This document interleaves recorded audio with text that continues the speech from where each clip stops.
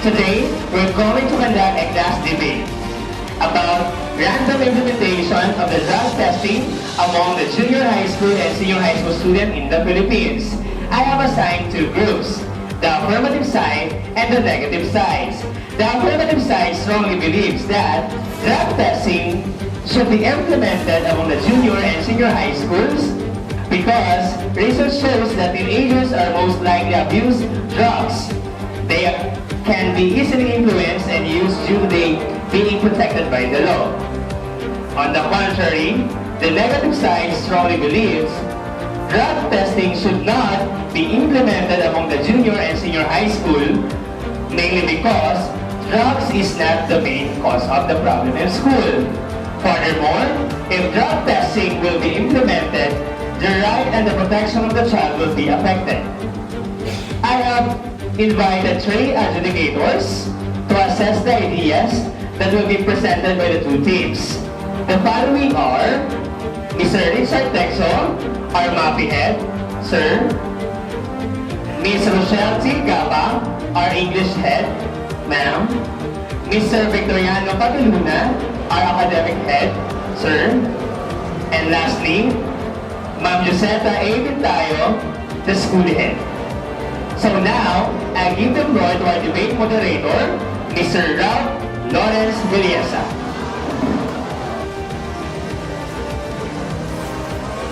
To our respective adjudicator, to my classmates, ladies and gentlemen, good afternoon. Welcome to today's debate, and our notion is to resolve that implementing drug testing among junior and senior high school students. On my left are the positive side are the proposition team. The affirmative side are the following: Ken Laika Albuna, Nais A. Alak, Jana May Ruto, and John Paul Agosto. With their researchers, Rhea Rose Molencio, Faith J. Ipil, Mary Joy Ventes, and John May Pagiluna. On my right are the negative side. We have Harry Briggs Quinto, Paula Camille Padapat, Laura Bell Munta, and Christian Lee Salvay. With their researchers, Quincy Archer, Abdullah Kamsa, Michelle Ann Makalua, and Marilyn Gajana. Our maximum time is 3 minutes per speaker, and our timekeeper will notify you if your time is up at this point.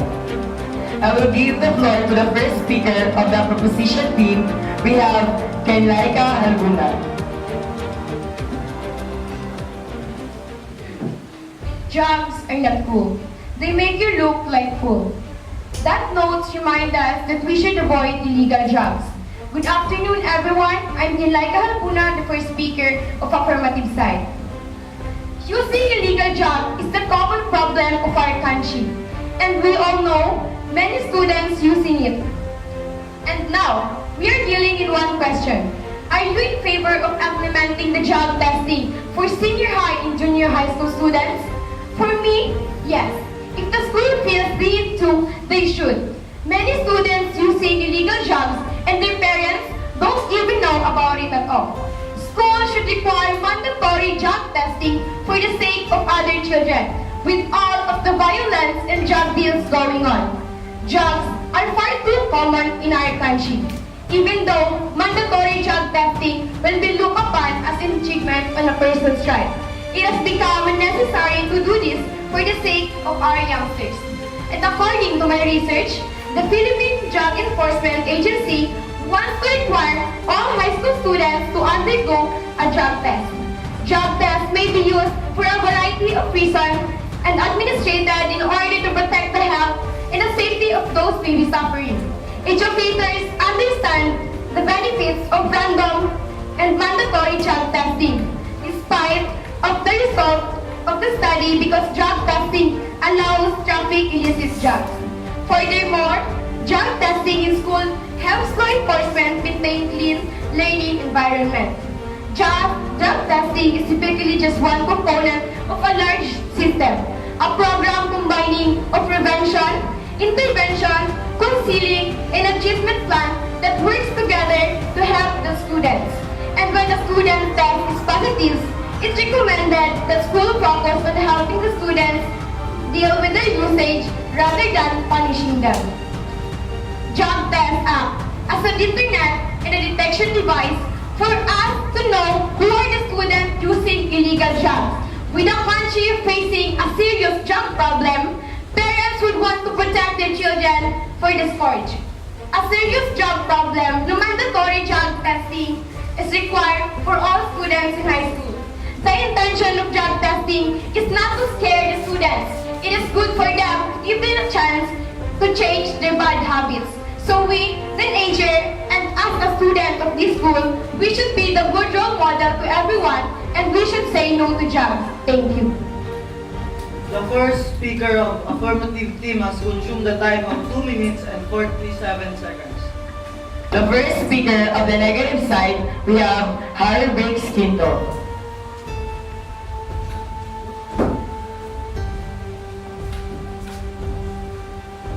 Good afternoon, everyone. I'm Harry Briggs Quinto, the first speaker of negative side. The analogy and argument of the first speaker in the affirmative team are completely illogical and irrelevant and invalid at all. The first speaker in the affirmative team said that having drug testing in junior and senior high school is needed because they use drugs. But I just want to remind you that they are not taking drugs. These are some examples. So first, there are many ways to fool drug tests. By drinking large amount of water before the test, the drug will be washed out of the student system. However, if the tests are random, then there is possibility of the test still being inaccurate. For instance, a student's parent could be a heavy smoker. The smoke could make its way into student lung, then a drug test would pick up the nicotine in the student's body. The student would then punish for their parents' action, which is extremely unfair. Second, mandatory drug testing would waste the student and the administrator's time. There are 3 options for time to do the testing: during class, during lunch, or the student's own time.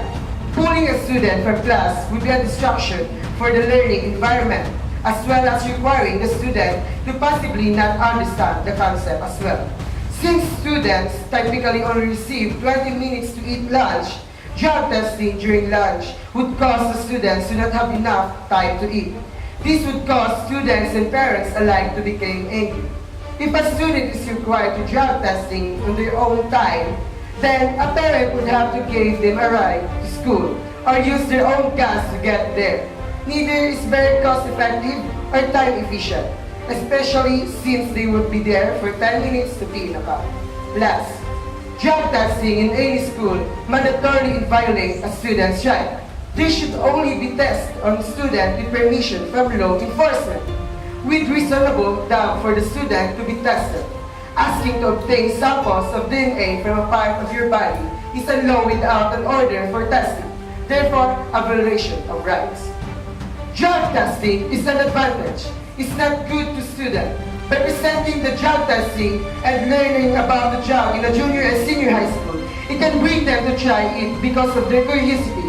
It can bring them use it. We need to hide and never to teach about drug. I already refute the contention of the other team now, so I've presented my arguments, so I rest my case. Thank you. The first speaker of the negative team has consumed the time of 2 minutes and 41 seconds. The second speaker of the proposition team, we have Nice A. Ala. Good afternoon, everyone. My name is Naisi Ala, and I am the second speaker of the affirmative side. School administration are charged with ensuring a safe, supportive, and a healthy school environment where children can learn and reach their full potential. For me, I am not in favor of what the first speaker of the affirmative negative side on what he said, because based on my research, the Education Department official said that high school students and senior high school students from public and private school will be subject to random drug testing beginning this school year. The Department of Education released guidelines for conducting a random drug test on secondary school. Because Order Number 40, signed by Education Secretary Lenore Briones on August 8, said the random drug test will be implemented primarily for prevention and rehabilitation and will ensure confidentiality. Random drug testing for students is considered by the government as entirely a health issue and aims to provide appropriate to those who will be tested positive for dangerous drug use, which will help the students stop further use or abuse of the substance, the order obtained by the CNN Philippines.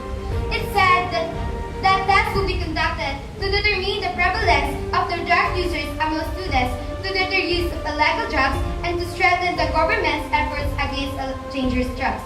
The order team state after the Commission on Higher Education allow all higher education institutes or HTIS to conduct mandatory drug testing this coming school year 2018-2019.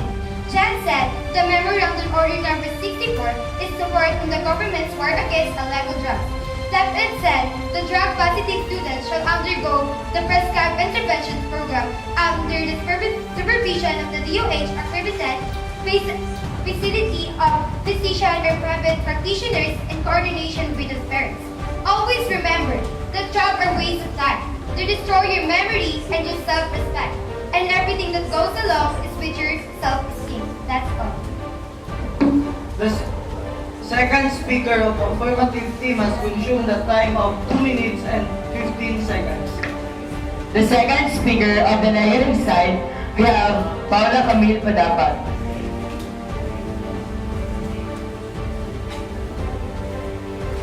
Good afternoon, everyone. I'm Paula Camille Padapat, the second speaker of Negative Side. And our topic for this day is all about implementing the drug testing of junior and senior high school students.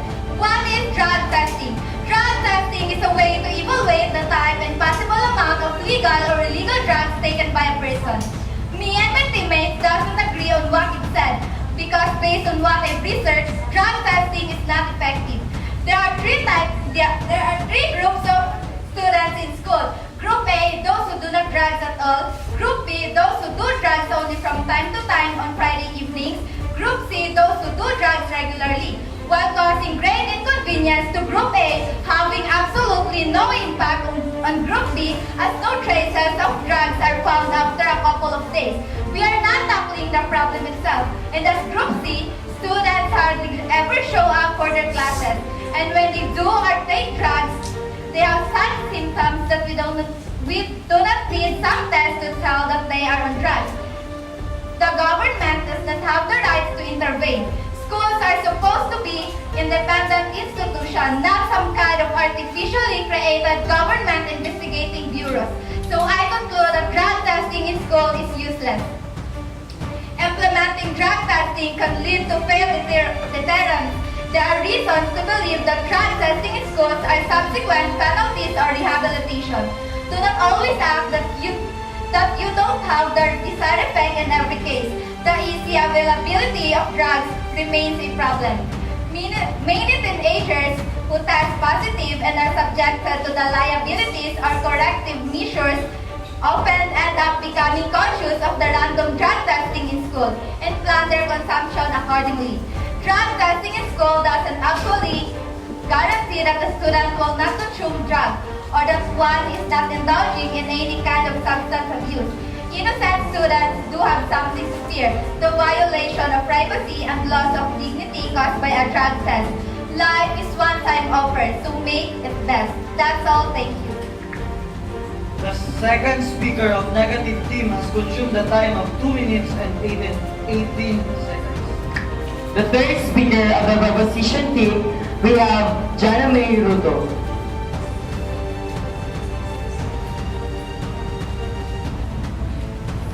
Good afternoon, everyone. I am Jana May M. Ruto, the third speaker of the affirmative side. The purpose of random drug testing is not to catch, punish, or expose students who use drugs, but to save their lives and discover abuse problem early that the students can grow up and learn in a drug-free environment. You said earlier that the government doesn't have the rights to intervene. Remember that the school administrators are charged with ensuring a safe, supportive, and healthy school environment where children can learn and reach their full potential. Random drug testing can be a means of opening doors to provide help to those who might already be involved in drug use. Early intervention of drug use would mean providing treatment early on. The first speaker of the negative side said a while ago that we can put a drug testing. But can you really cheat in a drug testing? Based on my research, depending on the type of test, saliva, urine, and hair, drug test is almost impossible to cheat on. The only one that you can cheat on are most likely not caught would be the saliva test, even it is not 100 guarantee. Drug testing labs have really quite easy for them to tell if you are cheated. They can test to see how diluted the sample is or whether you're using a fake sample. A lot of lab tests to make sure that the students has not taken supplements such as niacin also. They can also tell that the gender of the person giving the sample. So if you were thinking about getting a sample for your next cooking and job user girlfriend or boyfriend, forget about it. You get into a lot of trouble if you get caught cheating on a drug test. Cheating on a drug test is something that you don't want in your conscience. If you're believing in karma, cheating is sure to bring bad karma on your way. That's all thing. The third speaker of affirmative team has consumed the time of 2 minutes and 5 seconds. The third speaker of the negative side, we have Laura Bell Mundang.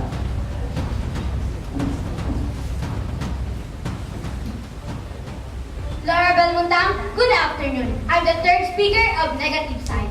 I strongly disagree with affirmative second speaker idea that drug testing will help students stop further use or abuse of the substance.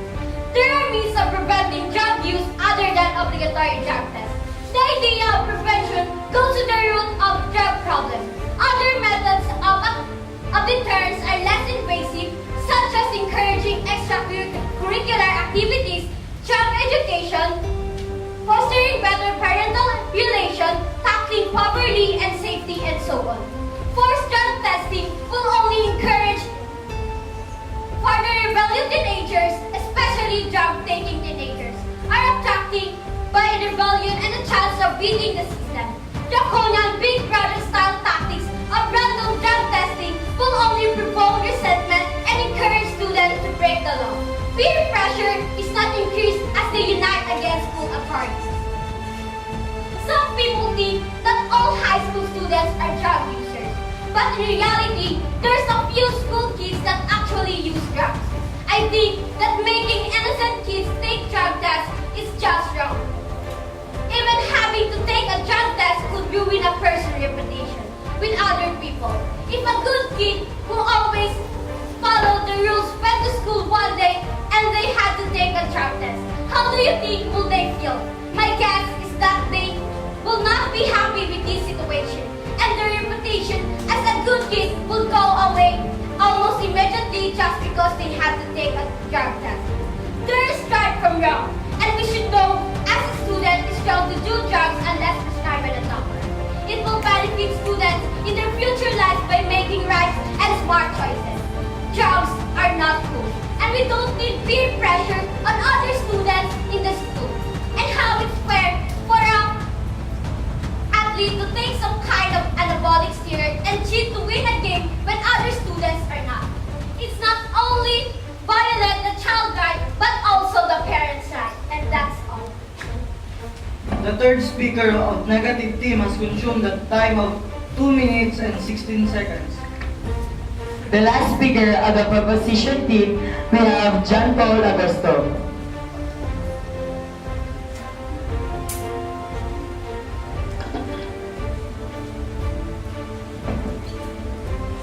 We realize that drug addiction is a sickness, but it's also a crime. John Paul Agosto, the fourth speaker of Pacific Side. Good afternoon. As I belong in our affirmative side, I strongly agree that should require drug testing for students, and I disagree to the third speaker of negative side. Drug addiction cannot be cured. If the fear of cannot consuming drug is greater than the willpower to quit doing drugs, drug is where people live, and our kids are very susceptible to this stopping, pleasure, causing drugs. The kids of this generation are needed to successfully continue in the human race, and it is everyone's job to make sure they are ready to take on the responsibility. Drugs make kids make even more bad decisions and will lower their intelligence, hampering their ability to success on and continue the human race great legacy. With all of the violence and drug deals going on, it's only right that schools should require drug testing. Teachers and parents would need to be aware of which children have a drug problem so they can intervene and get them help before it's too late. Drugs are far too common in our school. Even though mandatory drug testing will be looked upon an infringement on the person's right. So, for me, I am favor of implementing the drug testing for junior high school and senior high school because, based on my research, drug testing allows for easily detection and intervention. Students have a built-in reason to receive peer pressure, a well-known reason by kids experiment with drugs. Schools in fulfilling their duty in promoting safe and drug-free environment, it would ensure the safety of other students as drugs are very dangerous. Now, the drug addicts can go into rehabilitation sooner, helping them get back to the drug-free life. By drug testing, students will be safe again, and it increases the chance for the students to have a successful future. Passing a drug test is very easy. All you have to do is not use the drug or your diet supplement. John Pulagaso, the last speaker of Positive Side, that's all. Thank you. The fourth speaker of affirmative team has consumed the time of 2 minutes and 48 seconds. The last speaker of the negative side, we have Christian Lee Salvani.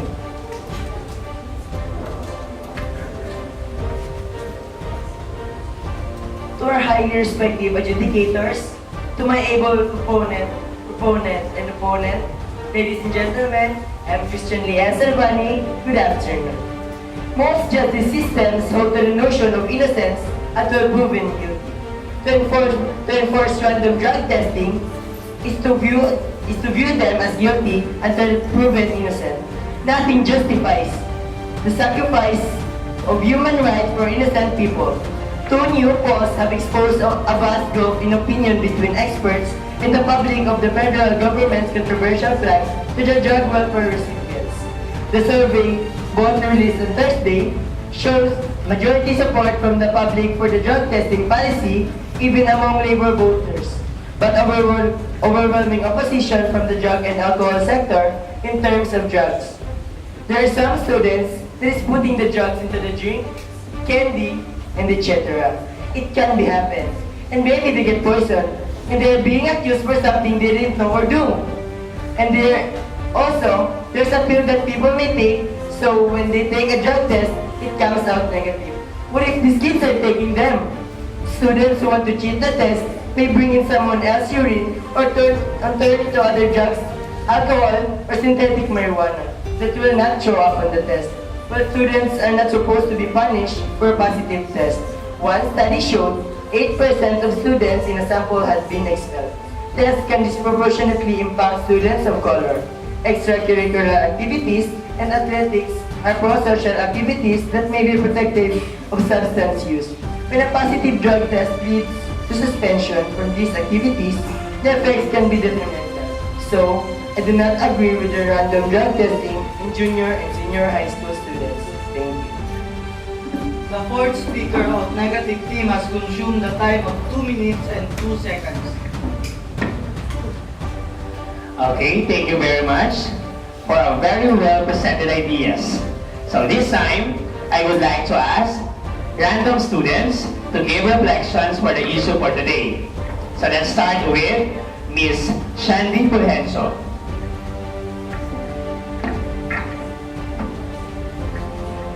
Drug testing will scare some students and prevent them from doing drugs. But there are some students that won't be intimidated by a drug test. There are also ways to fool drug tests. Finally, there are ways of everyone's time. Innocent students know something to fear, the violation of privacy and loss of dignity caused by a drug test. There are means of preventing drug use other than obligatory drug tests. The idea of prevention goes to the root of the drug problem. Other methods of deterrence are less invasive, such as encouraging extracurricular activities, drug education, fostering better parental relations, tackling poverty and safety, and so on. Forced drug testing will only encourage further rebellion.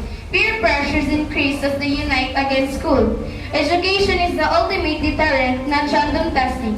If the prospect of running after juggles is not scary enough, then the random drug testing sounds almost like fun. But we also need to know who are the students who uses drugs because we can help them to stop using drugs and change their life. Thank you. Okay, this time let's call in Miss Shandara Yatot. Good afternoon. Schools adopt random student drug testing to decrease drug misuse and illicit drug use among students.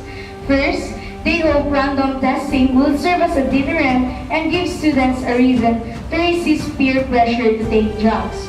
Secondly, drug testing can identify teens who have started using illicit drugs and would benefit from early intervention, as well as identify those who already have drug problems and need referral to treatment. Using illicit drugs not only interferes with a student's ability to learn, but it can also disrupt the teaching environment, affecting other students as well. The primary purpose of drug testing is not to punish students who use illicit drugs, but to prevent future illicit drug use and to help students already using become drug-free. Thank you. Next, Miss Casey Antoinette Villarta. One is drug testing. Drug testing is an examination of biological material such as urine, hair, saliva, or sweat to detect the presence of a specific drug. The big controversy right now is within the government and high schools is whether or not random drug testing should be legalized in schools. There are many reasons why it should not be legalized. One reason being it goes against the Fourth Amendment. Why should we have testing in schools when many health organizations oppose it? These are the other reasons why drug testing should not be allowed in schools. In the Fourth Amendment, it states that the rights of people are to be secured in their persons, houses, papers, and effects against unreasonable searches.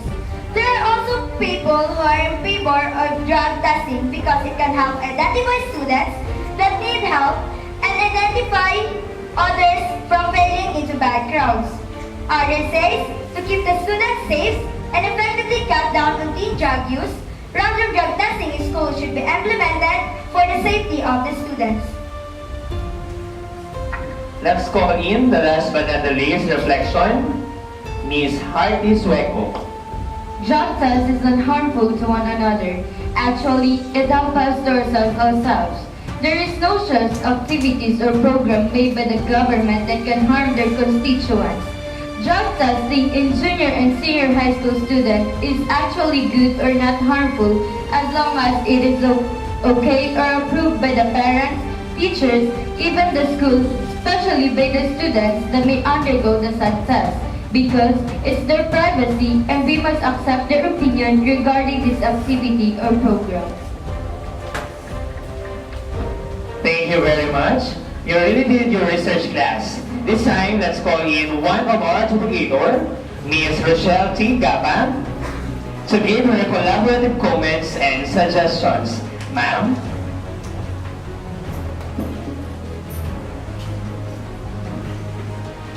Okay, shalom and good afternoon, everyone.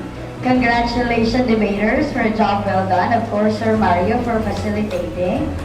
So, our task is to rate you with these categories. So, let me just tell you what are the criteria for judging. So, we rated you according to how you open your statements, how factual are your arguments, and the evidences presented for your arguments, and you need to refute. Of course, how well are your closing statements presented, and of course, include effectiveness and delivery of the information. Of course, we also have there the voice, volume, and other stuff like eye contact. So let me just tell you that, yeah, it was a job well done, but please, again, do not talk too fast for us to understand what you're going to say or what you're trying to convey. And also, please, it should have an impact and support it before proceeding to your own claim. Okay? So, anyway, it's your first time. So, just congratulations. And, of course, we will be having 3 winners for today. We'll be having best debaters, which will be chosen from the different speakers of the team. The best speakers will be chosen from among the 2 first speakers. And, of course, the best team for the day. Okay, so starting off with the best speaker. Okay, so the best speaker is from the affirmative side, Miss Laika Talbuda. Ayan.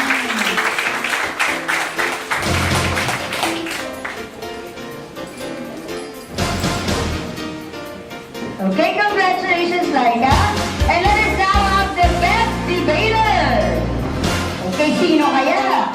So the best debater is the third speaker of the negative team, Miss Laura Moitan. And the medal will be awarded by Miss Paladin in behalf of Sir Texto. The best team for today's debate is the affirmative side. Your medals. Of course, we would like to acknowledge the effort, the time, and the knowledge given by these researchers. Without you, this debate would not be successful. Thank you so much. Ayan, congrats, Mike.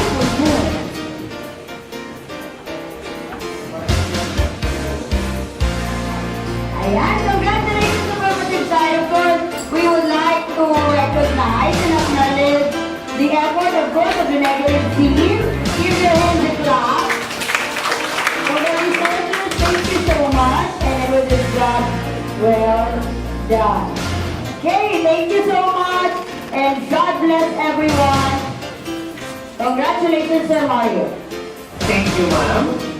Having said, the suggestions and comments may I call in the affirmative side to be right, and the negative side to be right, and please congratulate one another for a job well done.